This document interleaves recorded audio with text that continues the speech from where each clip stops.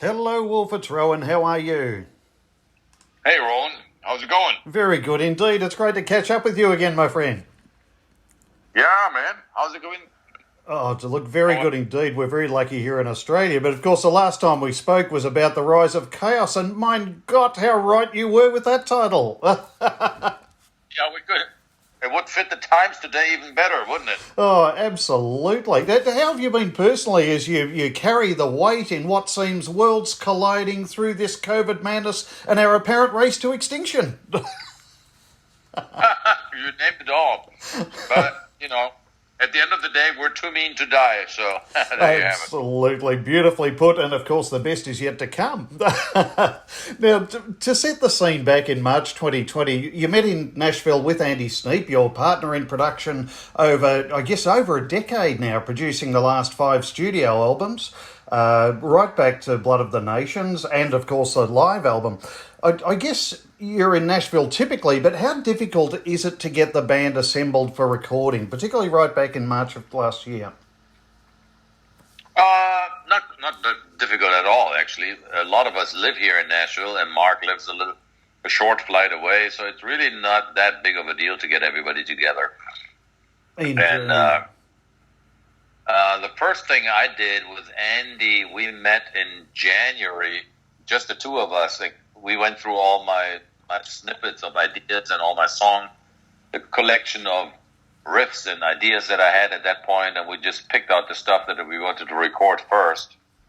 And that's what we did in March, like you said. And so we had about 6 or 7 songs by that time that we concentrated on. And we all knew we had to do more later on in the year, only we all didn't know when that might be, because we thought we would be on tour all summer long. Of course, we said, let's just... yeah. And Andy, of course, had commitments with Judas Priest as well that was going to cut the recording process into 2 distinct halves, I guess. We basically had no idea how to finish the whole thing. We just said, however it's going to pan out, let's just do what we can now while we still have time, and then worry about the rest of the material whenever, some in between tours, or maybe we had to use a different producer. We didn't really know what to do, but as it turned out, all that was not even relevant anymore as soon as that whole pandemic started to happen. Absolutely. It must have been horribly frustrating at the time. It was, because we couldn't tour, and if musicians can't tour, it's terrible. I mean, it's not only a loss of income, it's a loss of, life purpose almost, because making records and all is fun and it's good, but it's not really the main thing for us. Absolutely. So anyhow, we got this album done.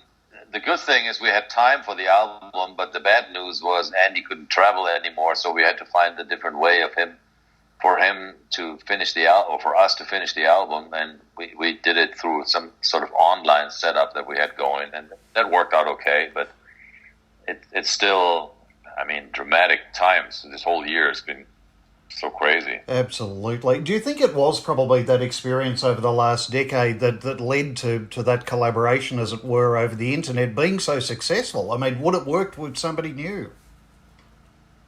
Probably not, because at this point he's so comfortable and so, we know each other so well that it's quite easy to work together without having long discussions or without many words needed to be said. So it worked out okay, I guess if I could respectfully... Sorry, Wolf? Yeah, I don't know how that would have been with somebody that you work with for the first time, and then just remotely only. Probably not as well. Would have been somewhat awkward, maybe. Indeed. Could have been too. And speaking of awkward and not so many words, this is the first album without Peter, who joined Accept back in 1976 after Dieter left. Was it a little strange to be working without him after 42 years with the band, or enough time had passed since he left? Both. Some time had passed, so I kind of knew it was coming. It was time to make new music and write new stuff. And yeah, it was unusual at first, and I didn't know how it would pan out. But quite honestly, I had always written a bunch of stuff myself anyhow. Yeah. And so had Peter. It's not like we had written every single note together all these years. That never happens. He usually the procedure was like he wrote a bunch of stuff and played it to me. I wrote a bunch of stuff alone and played it to him, and the both of us kind of went over it and worked on it together. And now that I had to do that. Some of that with Andy. We sifted through my material, like I was just saying, in January. And then another big help was the new guy that we have, Martin Motnick, the new bass player. He came out of the closet as a hidden songwriter without, that was totally unexpected, but it worked out beautifully. It did indeed. And of course, I'd have to ask with Martin, I mean, did his being from Deutschland and living in Nashville hold him in good stead for joining the band as a front runner? It definitely did, because it wasn't a necessary, I mean, the guy could have been from Mars if he would have been a phenomenal player and we liked him, whatever. But certainly having somebody from Germany gives me a certain comfort, because there's a certain amount of, I don't know, familiarity. Somebody being from German, because we share a lot of common cultural things, and language, of course. And I don't know, it just helps to have somebody on your side. I wouldn't have minded if it would have been from God knows where, but it happened. Oh, jawohl, mein lieber Freund. You're inspirational in the way that you do manage band changes, though. I mean, the lineup is very different even now to the Teutonic Terror that we witnessed for the first time in Australia back in 2014. But nothing can crush the metal spirit of Accept. Not COVID, not lineup changes, not anything. Is that sort of the secret to your success, being unyielding and relentless? I guess. Sometimes I ask myself, how do we keep that alive, the sound and the spirit and the songs, even though so many things have changed about Accept, but we're still out there doing kind of the same thing, and we're still sounding very much like familiar, like we always did.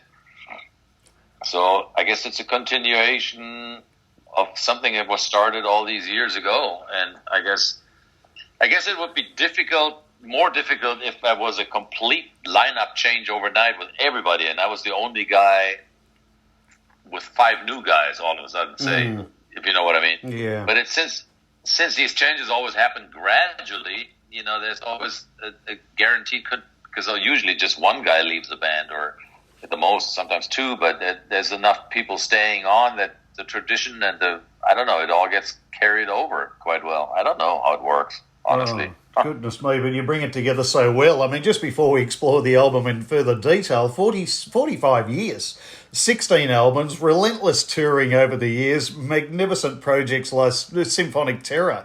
I mean, the secret to being so productive must be in there somewhere. Do you know what drives you personally? It's the German robot mind that I have, I guess. Oh, beautifully said. And of course, that's notwithstanding your own brilliant solo collection, Classic and Headbanging Symphony to boot. Originally, back in a world before COVID-19, was that your intentions going into the writing of Too Mean to Die? Was it around the relentlessness of heavy metal? Was there a particular theme at all? No, there wasn't really. I mean, there was just a collection of songs, and that's usually what we do when we write an album. We never really set out to write a theme album or a concept album, and there was never even that. Sometimes we write a song, and you say to yourself, "Oh, that could be the cover, the title of the album," because it just sounds good as an album title. It does, and you always.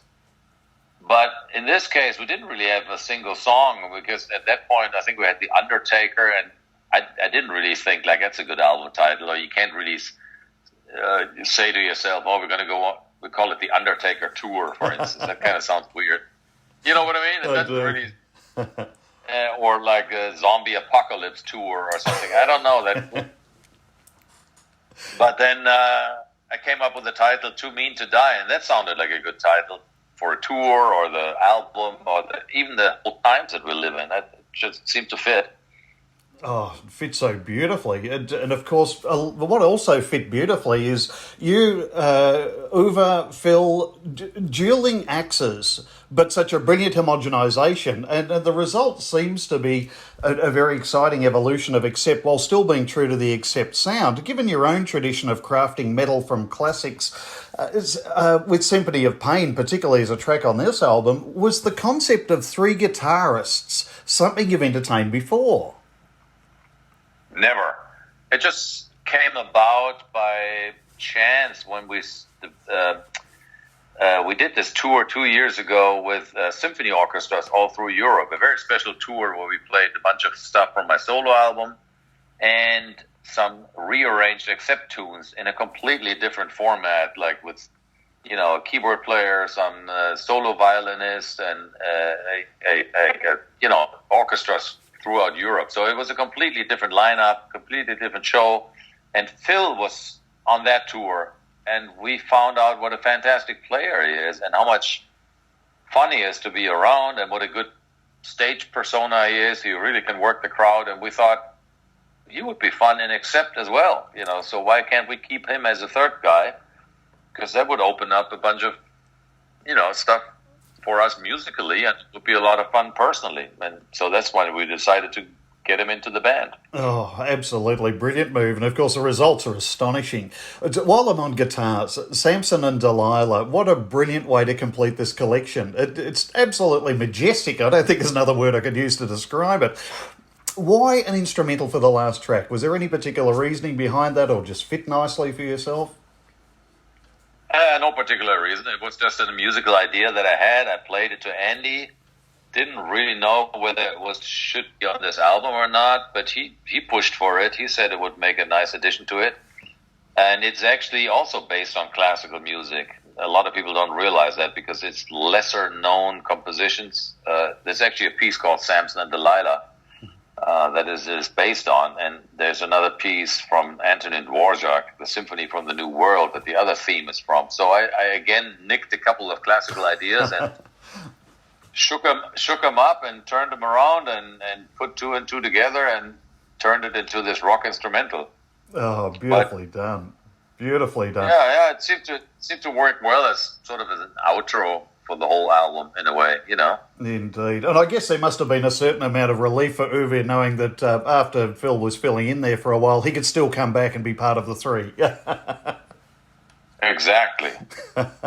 I'm sorry to jump around all of these subjects here, Wolf. I loved catching up with you. We get to do it so irregularly. There's so much I want to talk to you about. But one thing I wanted to strike with you is I don't think I truly appreciated the vocal talent of Mark until witnessing his capacity live. But The Best Is Yet to Come takes that realisation to a whole new level. What a wonderful surprise on the album. What was the inspiration behind that track? Well, musically, it was just a somewhat softer side. I mean, I have a lot of these sort of ideas that I just record and fully realize they're probably never going to see the light of day because they don't really fit Accept. But I have a tendency to always record whatever ideas I have and then just never use them. Mm. And in this case, I thought, well, sounds interesting, and Andy liked it too, and we all thought, interesting demo. But we'll have to wait and see what Mark does with it. If he really gets into it, it could be a killer song. But if he doesn't, then we'll just don't do it, Mm. And we basically performed it properly, recorded proper takes on the drums and the guitars and whatnot, and finished it. And then Mark came in and did his vocals on top, and it all, it turned into something that was beautiful. Oh, that we didn't. And lyrically, I thought it's also really well done because, I mean, the main theme, The Best Is Yet to Come, is something that I've been saying personally pretty much all my life because I'm a person who's really the eternal optimist. And that line, on my dying bed, I'll say, the best is yet to come. That's really what I personally say, and so it means a lot to me personally. Indeed, absolutely. I can understand it completely. And the opening track, Zombie Apocalypse, fills me, I think, with the same excitement as when I heard Stampede for the first time on Blind Rage as the opening track. But I understand this song from Mark, derived from Mark's lyrics, actually took some time to craft. Is that correct?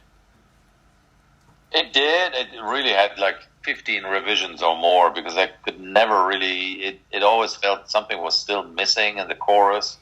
And then we finally took a different approach with a slightly more melodic way to do the chorus. Because it was basically a riff song all along. It was all based on riffs and heaviness and in-your-face kind of stuff, but it always seemed to be missing something that it didn't quite click. So, like in a case like that, you just got to keep at it and try different things, different approaches, and in the end, it all came together quite nicely. It did beautifully. And, of course, those who loved the tremendous track The Undertaker back in October last can still rest assured that the best is yet to come on January 15. Was that video fun to make, Wolf? That video was also, that was an odd one because that really showed the Corona times more than anything. Because we could not, the main sequence was shot in Poland by a Polish production company that our new management hooked up with, and she had worked with them, I think, in the past. So she suggested them, and they gave us this nice treatment. We liked it, so they started shooting over there in Poland with this actor guy portraying the Undertaker and whatnot. And we wanted some band footage in there as well, but we couldn't go to Poland because it was all, travel bans and things. So we ended up shooting our sequences in Nashville on an old Civil War cemetery that I, from my photography days, knew. So we shot in 2 different continents and then just edit the stuff together. Brilliant stuff, and of course, as attractive as as the main character's recently department love interest is in that video, I'm quite pleased that you left the concept or the possibility of necrophilia very much to our imaginations. So that was very much appreciated.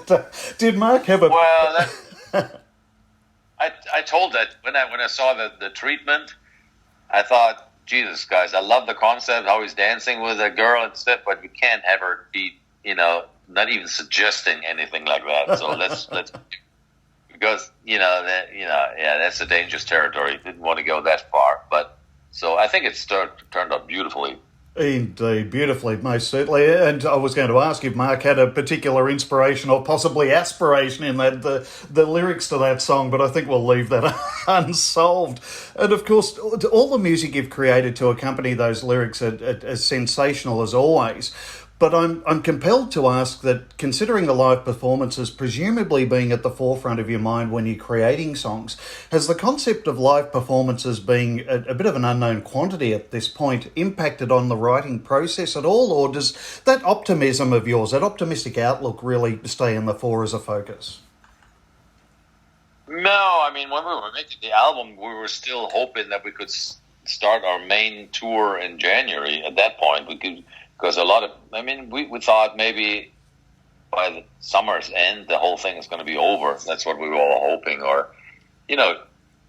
but the truth obviously reveals itself step by step, and sooner or later, we all realized the touring was never going to happen in January. And here we are in January, and we still don't know whether we can tour this summer. Probably not, realistically. So it's, but at that point when we were writing these songs, we were still hoping a few months down the road we could be touring again. Yeah, it's probably a little bit of a personal question. I do apologise for the nature of it, but with over 45 years of accept shows in your quiver of skills, I guess there's always plenty of inspiration for you to draw upon. But I'm compelled to ask, how deep a cut is it to you, the lack of opportunities to perform live? Oh, it's terrible. I can only imagine. Man, that's why we are musicians. It's not only a loss of income, but it's also a loss of purpose in life in a way, because all of us were just sitting at home desperately trying to come up with something to keep us busy until we can go out on the road again. And it's a bit frustrating, to be honest. I can only imagine. Well, I'm compelled to thank you for deciding to release this album as a magnificent metal distraction for us all, and with all that's going on in the world, but with sufficient ferocity and accept style to say, fuck you, COVID-19. Probably an odd question, but do you have a sense of void, something missing without the tour schedule at the other side of this album? Yeah, of course. I mean, it's the first time ever that we have an album release and no touring at all. But we figured it's still better than letting the albums just sit there until we can tour again, because that didn't feel right either. I mean, this way the fans can at least listen to the stuff and enjoy it, and then whenever it's time to tour again, we tour again. You know, it doesn't necessarily have to coincide with each other. But it definitely feels somewhat odd for us because, you know, you're creatures of habit, and we've always done it the other way around, where we tour an album all together. So it's a little odd, but what can we do, man? We can cross our fingers, listen to the album, and look forward to when we can see you again live. Only a matter of days now until the world can share in this ferocious beast and brilliant collection that is Too Mean to Die. If only those working on vaccines would play it in the labs and turn it up to 11, they would have all the inspiration they need to stomp the shit out of COVID. I've no doubt. Exactly. Jam those needles into those arms quicker. Exactly. Congratulations on a 16th brilliant achievement from a studio album point of view, and thank you so very much for the opportunity to catch up yet again, Wolf. My pleasure, my friend. Nice talking with you. You too. Take care. You know, stay safe, and we'll see you soon, whenever that might be. All right? Wonderful. Look forward to it. Thank you very much, Wolf. You too. Bye-bye. Bye-bye.